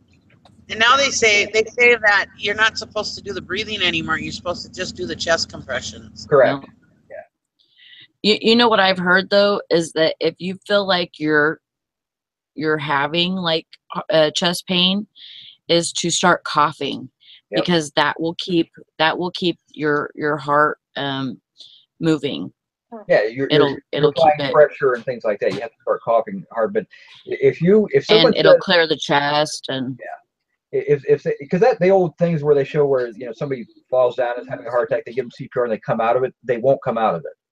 Your job is to compress the chest to keep the blood flowing, to keep the brain alive until you can get somebody there to restart the heart. But a heart that's stopped cannot be restarted by just doing chest compressions. Yes, it can. No, it can't. Yes, it can. Absolutely cannot. That's a fallacy. Now, if the heart is, I'm talking about stopped. I'm not talking about sitting there that's going a regular heartbeat. That's a different thing. But a stopped heart won't restart without some sort of electrical stimulation. I have to disagree with you there because, Eric, I've done CPR quite a few times. I used to work at a hospital. I know. And they, at first, when I first started there, they would pick out people that they knew that they were going to die, but they had an order to resuscitate. So they would, put us newbies in there and say, okay, if this person dies, if this person's heart stops, then you're to go in there and, you listen for the code. And you're going to go in there and do CPR on them. And so there was 3 that I've done compressions on 3 people. 2 of them, it worked for a short amount of time, but I did bring them back. But that's not, the heart's not stopped. The heart's usually gone into an irregular or or it's just sitting there vibrating. It's not totally stopped. It was though. It's impossible to restart a heart by just compressions. It just doesn't work like that. That you got to have some sort of electrical stimulation to get the heart to start, because chest compressions, all you're doing is pumping. You're doing what the heart's supposed to be doing. Right. Not going to. So whenever you're doing that, it's like mimicking the heart. It's mimicking. You're mimicking the heart. You're pumping the blood. It's not going to restart the heart. The heart, now if the heart's gone into I can't remember the terms. We're basically sitting there vibrating. Pumping it can actually get that to kick back into where it's at, and that'll still show as a code, because it is a code. You're going to die if you don't get it because the heart's not pumping. It's flatline though. It was flatline. It's not. It doesn't work that way. They may not have been all the way flatline. I'm just telling you. I'm telling you, they had a flat line.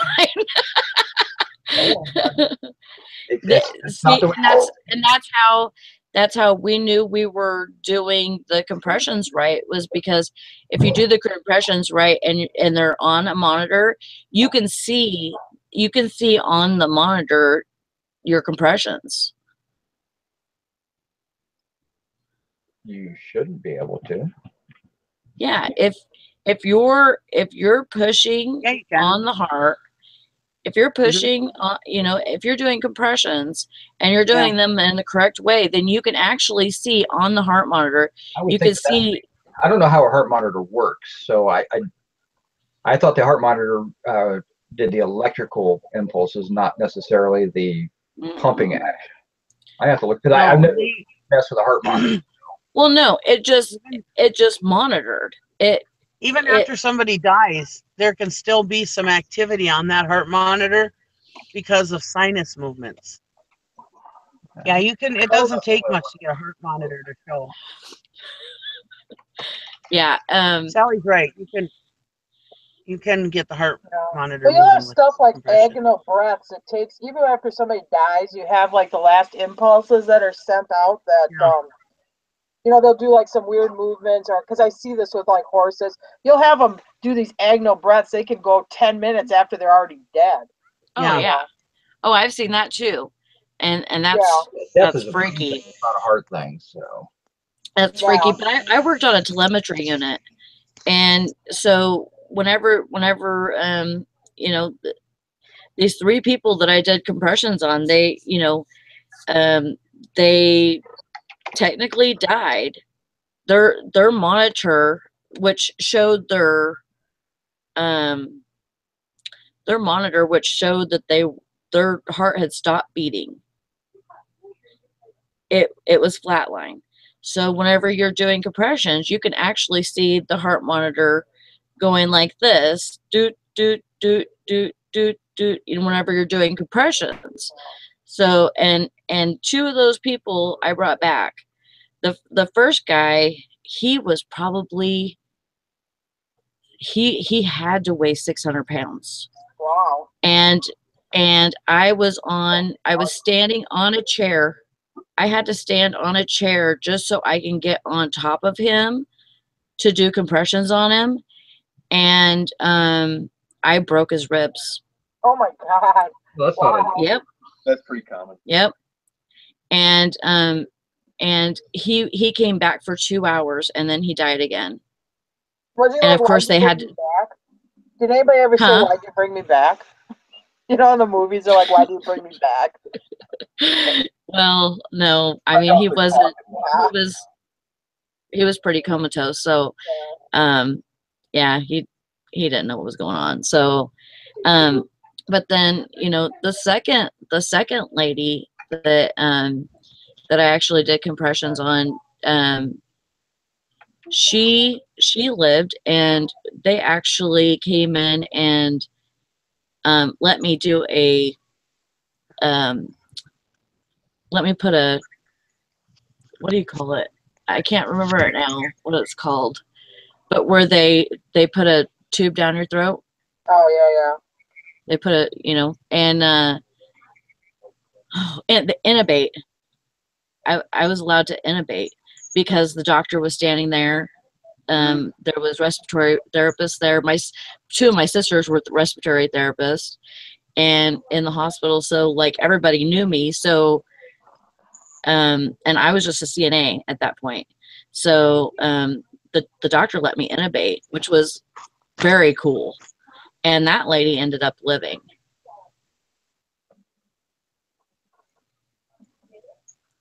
But yeah, I mean, it was a very cool experience. And if you've never done, I mean, I don't know how I would have done, you know, just like, you know, if somebody passed out in front of me and I had to do CPR on them, I don't know if I would have, you know, been able to do it the same way, or, you know, it was a different setting. So it was just really different, but it was a good experience to have.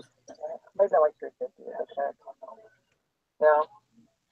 Actually, it's morbid. The whole like thing, like dying. Not that I'm interested in it, but it isn't like, oh, I'm dead, you know, and you just go. I mean, there's like a whole shutdown sequence to dying. It is kind of a really, it's kind of creepy, but it is kind of a interesting thing, you know what I don't know how to describe it without sounding morbid, you know. It's a whole like shutdown thing. Yeah, there was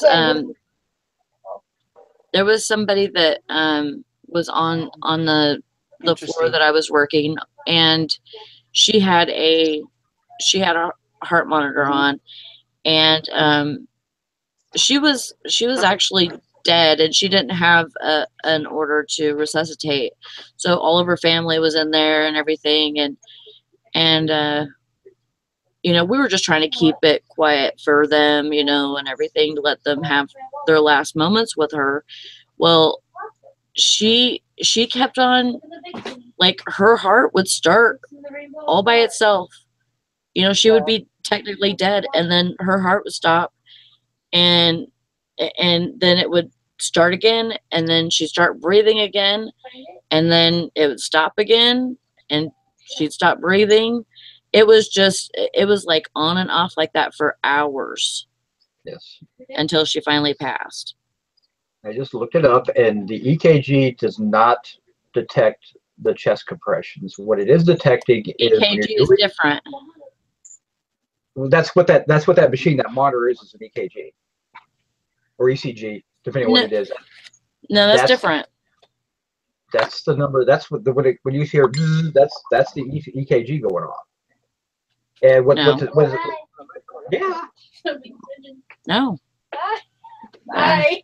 Yeah, that's the one. No, EKG is different. EKG is a test that they take to see if that you've had any. But that machine, the EKG machine, is sitting there monitoring your heart activity. That's what that machine does. That's not the machine. That's a monitor. And that's what that little noise is when they're coding, is because the machine is realizing there's no help going on. An EKG machine is different, Eric. Well, what EKG machines are the ones that they bring in. They hook a whole bunch of electrodes to you. Yeah. So and I mean like 20 electrodes to you. I know. And then they do a test. Like 6, but yeah. People who are on a heart monitor in a hospital have an EKG machine hooked to them. No. Nope. Yeah. They will have usually four to 6 electrodes. What machine are they hooked to then? Huh? What's the machine called that they're hooked to then?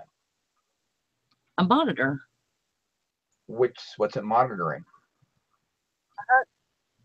Heart monitor is an EKG. I can't hear you on that, Gay. You sound like a robot. Because they're talking about, I'm on a medical forum, and they're talking about chest compressions and during asystole, where they're talking about chest compression, an EKG will show a electrical activity in the chest. It's not from the heart, it's actually from the muscles around in the chest that you're firing, because you're pressing on the muscles. But that's how you monitor it. It's an EKG machine is what the monitor is that's going off. An EKG machine is a machine that they'll bring in. They'll print out. They'll hook all those electrodes onto you, and it goes onto your legs, your feet, your chest, and stuff like that. And then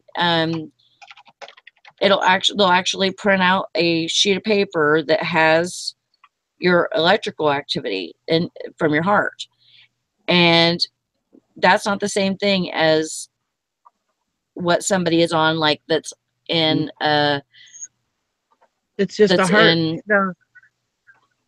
The monitor is just a heart monitor. The EKG actually reads the how your heart is beating and stuff like that. Yeah, it's a more in-depth than the heart monitor. The heart monitor isn't quite as in-depth as the EKG machine is. No. The heart rate monitor is also then showing the electrical activity, because that's what it's measuring. It is, but it's not measuring it as much as an EKG. Okay, but that's what I'm saying, is that those monitors, it's not the heart muscles, it's the actual muscle. It's not the heart that's firing, it's the muscles around it that's reading that electricity off of that when you pump on it. So when you're pumping, you're not creating the electricity in the heart, which is what you need to actually restart the heart. I give up. I don't. No, I mean, like, okay, so like in the ICU unit,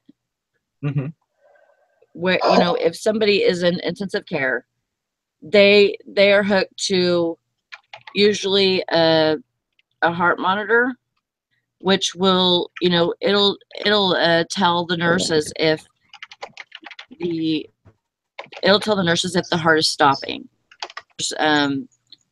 Abnormal rhythms. And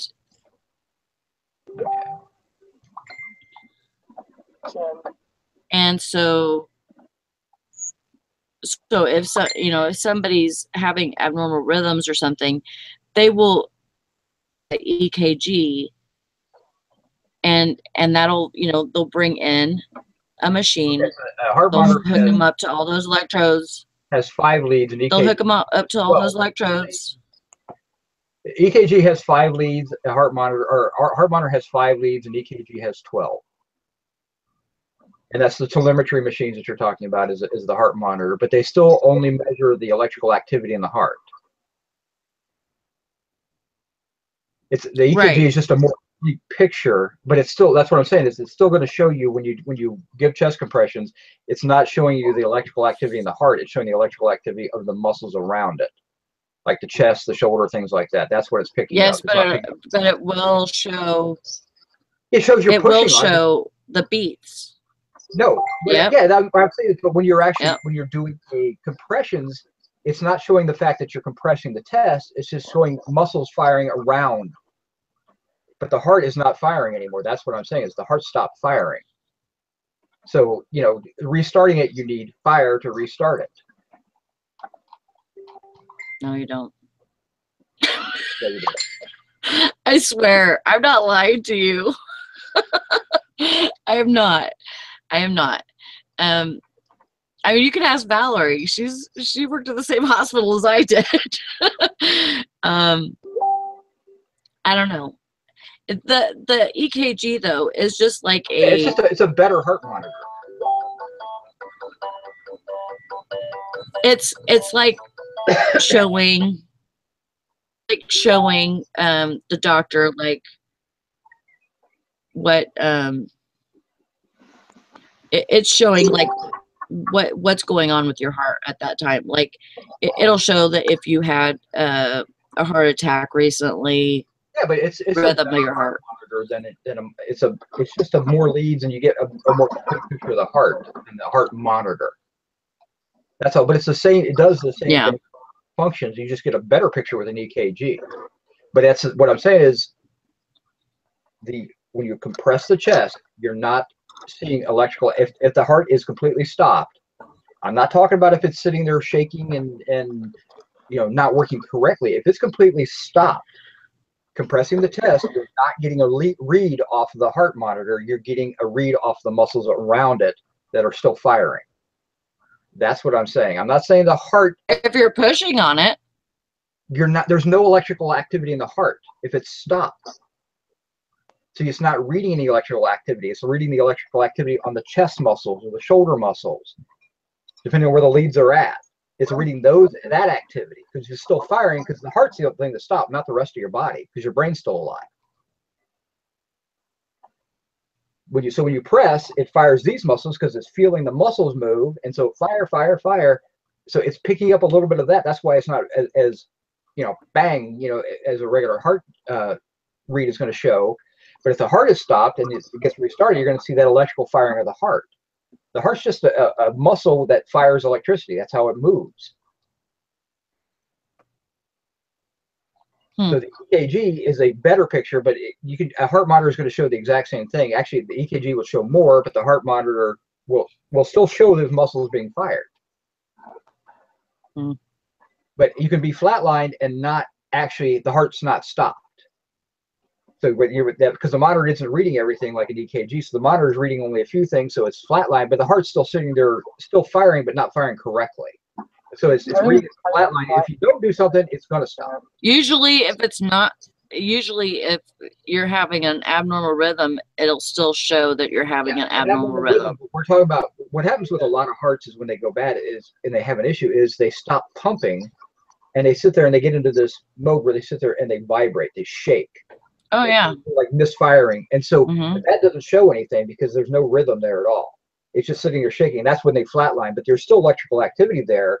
And so by going back in and pumping on it, you're refiring that and getting it to go back to, okay, now I know what I'm supposed to be doing. I remember now. Jason says, I think the only thing flatlining is this show. Well, I'm going to get off in 5 minutes. Sorry. So you can argue with afterwards anyway. So I'm just going to tell Eric, you're right. And let's let's talk about something else. do the research. I give up.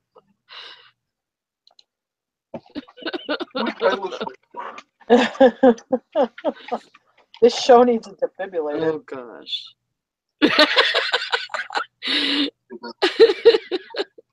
Okay, I'm gonna list. Okay. Queen City Picker says, my son's heart stopped while the nurse was setting up an IV. Monitor has flatlined.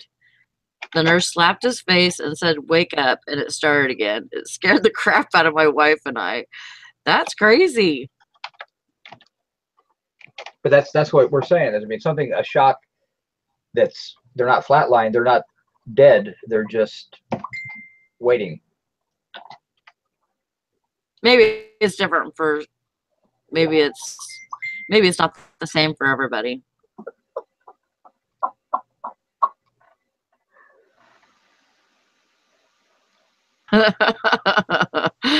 Oh gosh.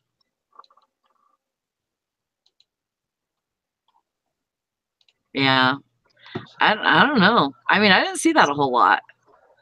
You know, unless somebody was like having absolute heart issues.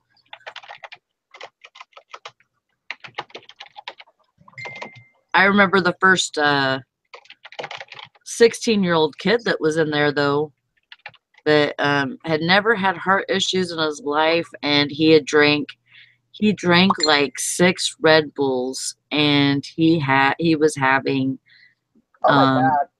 heart attack symptoms. I did that. Yeah. I've heard of that, yeah, with the Red Bull stuff. They started out, they did Jaeger bombs at the bar. When I was bartending, that was really in then. I don't know if they still do it, but they switched to, it's with a tequila shot. It's with a shot of 1800 in Red Bull. And I did like, I don't know, I like tequila. I did like 5 or 6 of those. I went in the bathroom. I look in the mirror. I look like a lobster. I mean, my face was just beet red, and I pulled my shirt. I'm wearing a Hawaiian shirt. I opened up my shirt, and all my chest was all beet red. I looked like a lobster, and then I'm like, oh my God, yeah, my pulse is just racing. It's like, wow, I didn't even, because when you're drinking the Red Bull with the alcohol, you don't feel the effect of the Red Bull. You know how it's really ramping up your heart. I didn't feel like I was stressed or revved up at all, but I was. It was weird. Yeah, so I quit. I mean, I'm like, oh, that's enough. So you had another 5 of them. And... No, I took a couple Quaaludes and a shot of heroin. I was good. I leveled it out.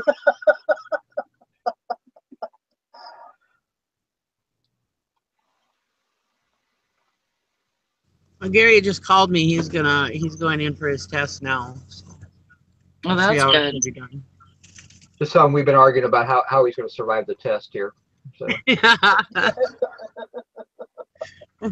Our panel has it all figured out, dear. Don't worry. Yeah. Nikki, I hope you were taking all I know is my experience. I worked at that hospital for 3 years, you know, and so I experienced a lot of stuff, you know, so that's all I know. I'm not saying that I'm right or wrong, but I just know what I've experienced. I'm not really having the greatest of time. My sister-in-law passed away too last night, so. Oh my God, Nikki, you're really having a bad day. It's kind of a bad day. Oh. What's wrong? She was full of cancer, and she's been suffering for years. So. Yeah, but still, I mean, it is a hard time. You got Gary in the hospital and stuff. Yeah, and she's not the nuts sister-in-law. She's the one. She was my best friend for many years, and so yeah, it's kind of sad.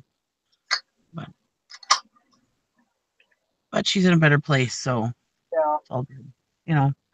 I mean, it sucks, but you know, it's not like when she was married to my brother. So. Yep. All right. Well, I gotta go. Hi, Eric. You gotta go. Yeah, I can't do after 11 anymore. Just I get too caught up in stuff and I can't concentrate. So I'll see you. All right. Have a good one.